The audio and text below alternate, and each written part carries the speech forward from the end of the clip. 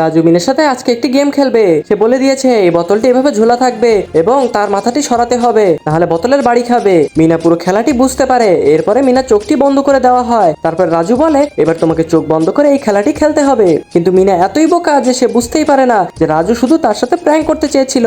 এরপরে রাজু বোতলটি চুপ করে সরিয়ে ফেলে আর মিনাকে বলে তুমি তাড়াতাড়ি সরবে, না হলে কিন্তু তোমার মাথায় লাগবে।